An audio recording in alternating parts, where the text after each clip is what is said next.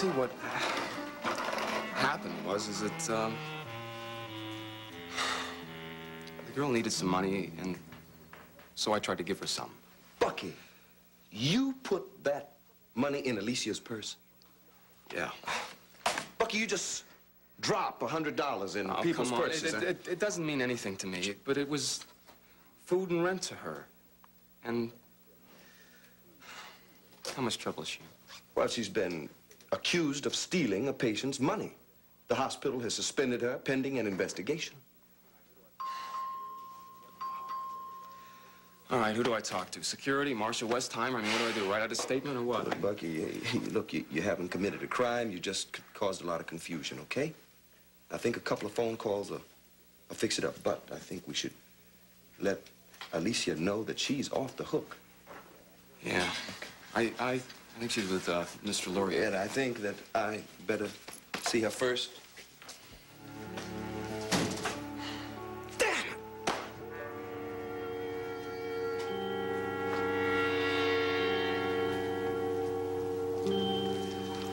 Oh, hey, look, I'm sorry. But I don't understand. It was your money in my purse?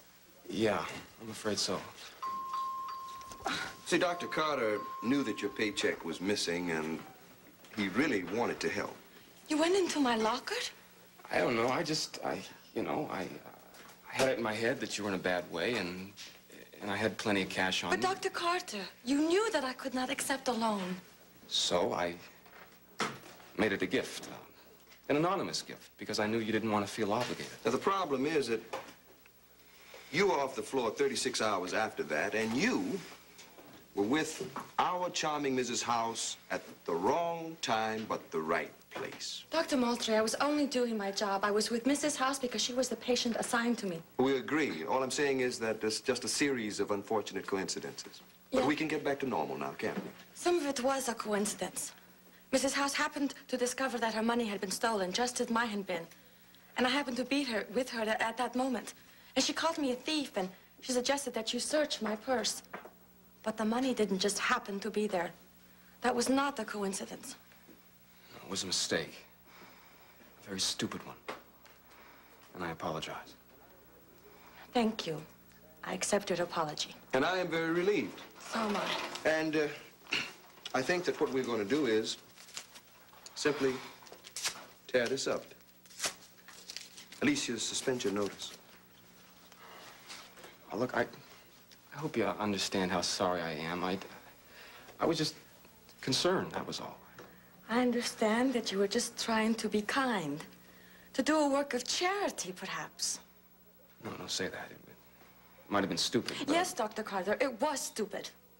Very, very stupid.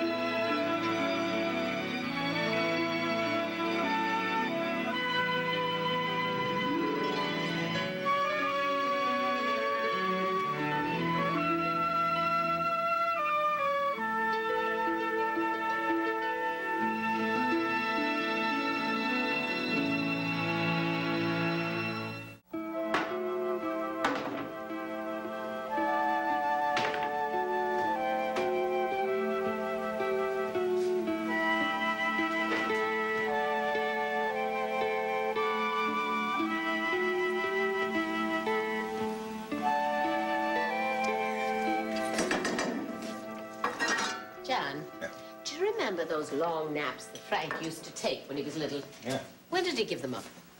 Must have been about 2. That's what I thought. Well, little John is about to follow in his father's footsteps. Just happy as a clam when he went upstairs, were you? Oh, yes, he's fine until he sees the crib. And then he drags out all his toys and pretends we're up there to play tow truck. I'm afraid, darling, it won't be long now before he's with us all morning. Every morning. As it is, we can't give him the attention he needs. Raising a child and running a business is not easy. Maybe if we were 20 years younger. Maybe if we had a little more help from his mother. I was thinking about Dee. You know, Patrick was here while you were out with little John. What do you have to say? Well, he's worried about her. She's lonely. He's gone so much, you know. And she's sad and she's at loose ends. Already, huh? Pat was the one who was going to change her. Pat was the one who saw the good in her. Oh, yeah, he protected her. He comforted her all the way to the bedroom. He was able to help her before they were married. Why can't he help her now? Will you answer me that? John, it's not Patrick that you're angry with. It's this whole damnable situation. Dee, after him all those years, and now she's finally married him. And a few short weeks later, she's lonely, and she's lost, and she's miserable. Exactly like she was with Frank. Well, darling, she's had a miscarriage, you know, and she is alone a lot. She knew the hours a resident would have to work, and she said it would be fine with her. Just like 6 years ago, she knew the hours Frank would have to be away at law school, and that was fine with her. As for the miscarriage, when she does happen to have another child, alive and well, and missing his mother, whether he shows it or not. Yes, well, Patrick's thinking along those lines. He didn't come to cry on my shoulder, you know. He's very concerned because he knows that she's going to have to have something or someone else to focus on besides him. And so he was hoping maybe that person could be little John. Well, God knows it would please the baby. And solve our babysitting problems. Yes, and she a Delia, which in the long run is going to make Pat's life a lot pleasanter. Oh, come on, babe. If she missed her little boy, she'd be in here every day looking for him. You can't force him on her. Of course not, John. But, you know, she might spend a lot more time with that child if she didn't have to come to us to pick him up. Well, it can't be pleasant for that girl to walk in here. It must be a lot more painful than any of us realize. I was just thinking, well, why don't I take him to her? Well, how long? You think we can really trust her? Well, I was thinking of a short visit. Heaven, she should be able to manage a couple of hours. And then if it works out, then we could think of it on a regular basis. We've got to try, John. You'd stay with him, right? No, I think Diddy would do a lot better without me. It just doesn't sit right with me. We're the child's legal guardians, right? But at least give Frank a call and see if it's all right with him. All right, that's a thought. I mean, the way that kid's running around these days, I mean, he's off like a shot and down the street. I have to hold tight to his hand. I mean, do you think Delia's going to be able to cope with that? Oh, it's that recorded message. George's voice saying Frank won't be back all morning. Oh, just wait until you reach him, please. What I'll do is I'll go upstairs and I'll listen at the door. And if he's asleep, I'll leave him. If he's awake, well, then maybe I'll just walk him around to Delia's. Sweetheart, I do not happen to think it's a very good idea. Father. Good. I'm glad I caught both of you. Oh, that sounds like it's something important. It is. Very.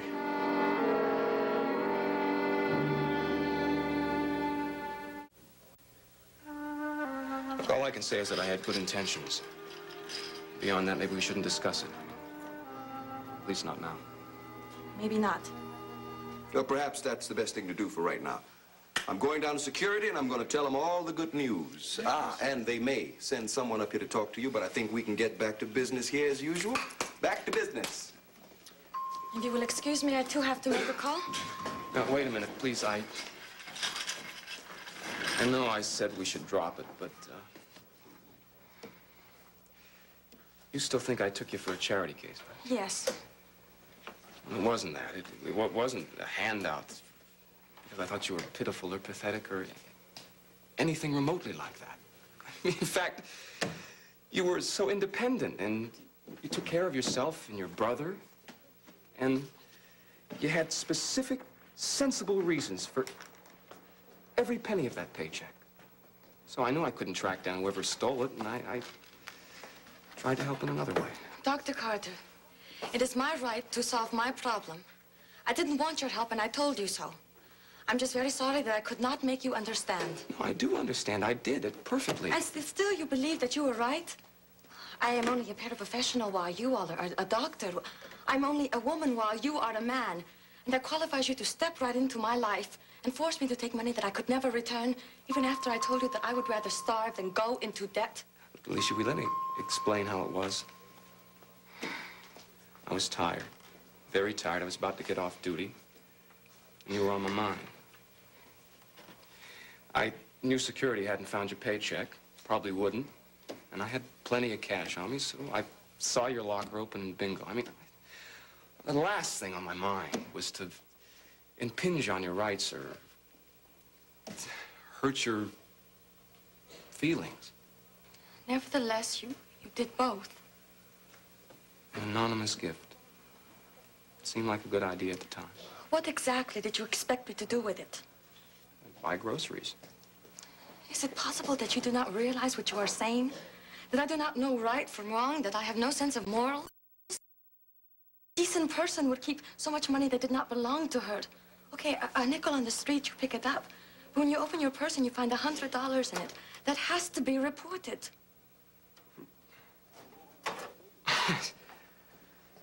Well, that hadn't occurred to me. I hadn't gotten that far yet. No, you're right. You're absolutely right. Look, don't be insulted, please. Really, chalk it up to exhaustion. I wasn't in my right head. If you say so. You think I'm crazy? I am very confused. I think that you meant well, But how could I be so dumb?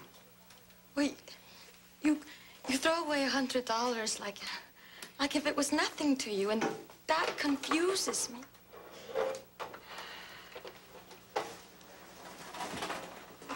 I come from a well-to-do family who has more than their share of worldly goods, and that gives me an unusual perspective about money.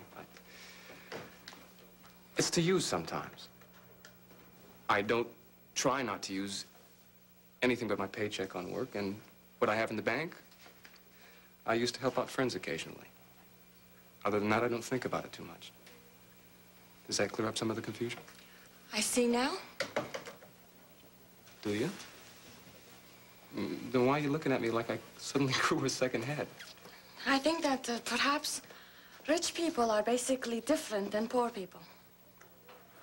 Basically different? Yes, they have different worlds and different experiences. Less human or what? Look, I resent that notion. I can't tell you how mad it makes me. Okay, then I think we just should go back to work. Oh, look, I'm not gonna bite you or anything. Look, different people have different experiences. But everybody's got feelings and hopes and dreams and... Look, have dinner with me tonight. I'll finish this speech then, and I'll listen to one from you. No, thank you. I could not do that. Security has your money, and I will make sure it is returned to you. Okay. All right.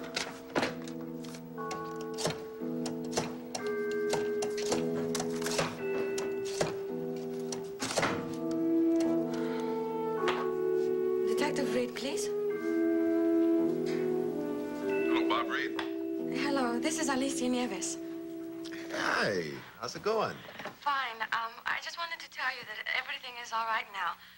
I received a suspension notice this morning, but Dr. Carter has just explained that he was the one that put the money in my purse, so Mrs. House cannot accuse me anymore, and I think everything is going to be all right.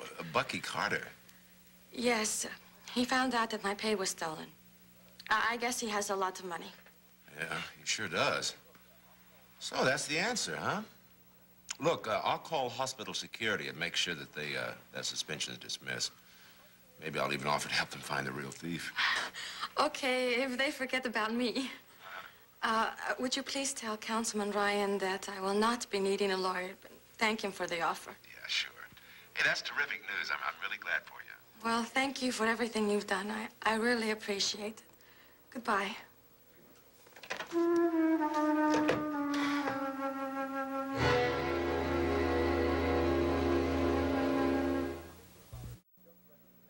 Well, what is it, Mark? I've just left the Chancery office. Mary's right on the brink of losing Jack and her marriage, everything she's been fighting for. He didn't get the annulment. Not yet, but I'm told he probably will. Look, let's sit down. All right.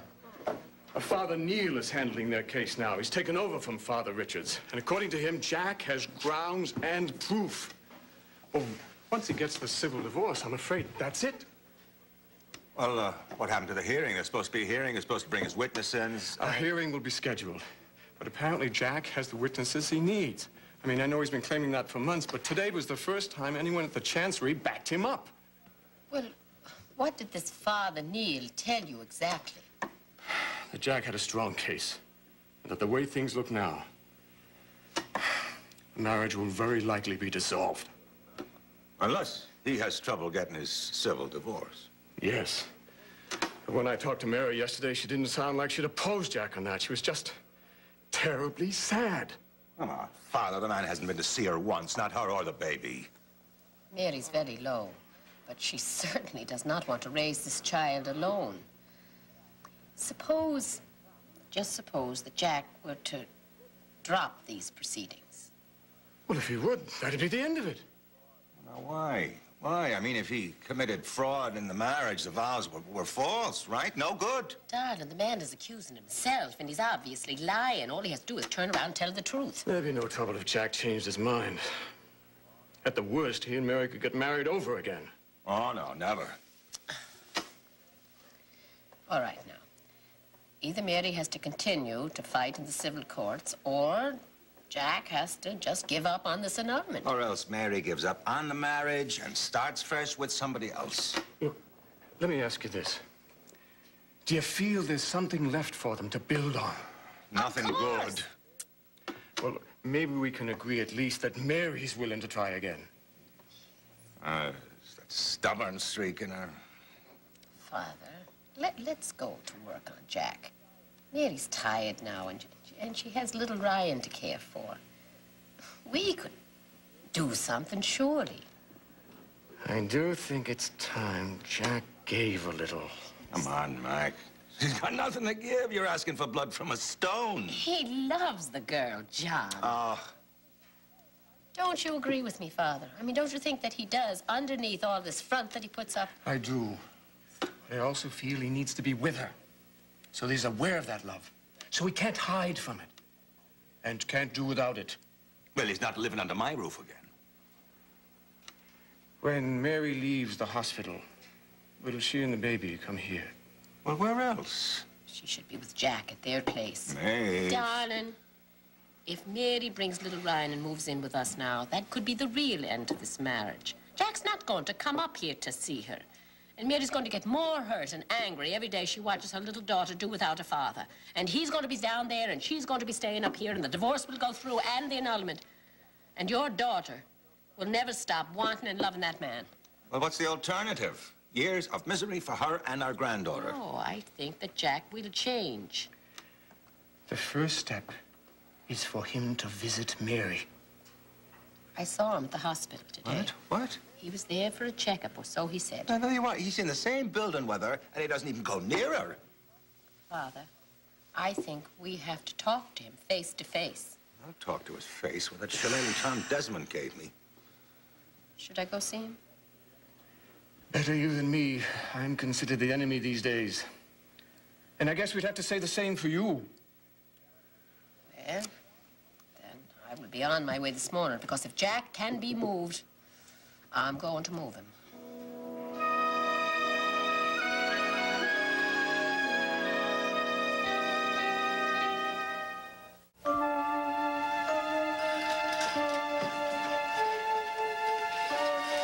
Dr. Moultrie? Mrs. House. Mrs. House, you don't know how proud it makes me feel to see None you of wheeling that in that. charming talk, Doctor. I want to know why this woman is still working here. I am a hospital employee assigned to this service. You stole my money, and they're investigating you, and you're supposed to be on suspension. Mrs. Nieves is no longer under investigation, Mrs. House. I think it'll do your Please. heart good. I would like to speak for myself. Be my guest. Mrs. House, I am sorry that we have had this kind of trouble. I'm willing to forget it because you are a patient and I am an employee. You are a criminal, and they're letting you walk around free, just like they do all the other thieves and muggers in this city. I demand that she... I demand an apology from you for finding me guilty without a cause. I came to your room for one reason, and that was to help you. That is all. Yes, there is a thief in this building, but his name is not Alicia Nieves. And he steals from me as well as from you. When you are not looking, when you go out of your room like now, Mrs. House. Who is watching your money while you are out here? You come and go very frequently, just as you did the day that your money was stolen. Dr. Moultrie found $100 in your purse. My $100. No, Dr. Carter's $100. A kind gesture, Mrs. House, because our thief stole the pay that I must live on. What nonsense is that? Mrs. House, it's absolutely true, and Dr. Carter here regrets greatly that he had such a confused situation happening. Mrs. House, just one more thing. How about Alicia's apology? Well, I'm sorry. How was I to know what was happening? Well done. Sad woman. It's too bad that couldn't have been avoided, but I think you handled it beautifully. Thank you. Right now, I just want to go back to work and forget about it and go home tonight and sleep without any dreams. Sure. Well, good news all over. I didn't realize you would come over so soon. Yeah, well, I was in the neighborhood, so I thought I'd stop by security, make sure they understand the situation as much as possible. Which they do. Case is closed. Bob, I am just so relieved. You just don't know. Hey, I think I do. Maybe you do understand what a job means. Yeah. Geez, I feel like celebrating. You got enough energy maybe to go over to Ryan's and have a hamburger? I think so. I would like that. Thank you. Yeah. Okay, good. I'll stop by for you about 6 o'clock, okay? Fine. Bye-bye. See you later.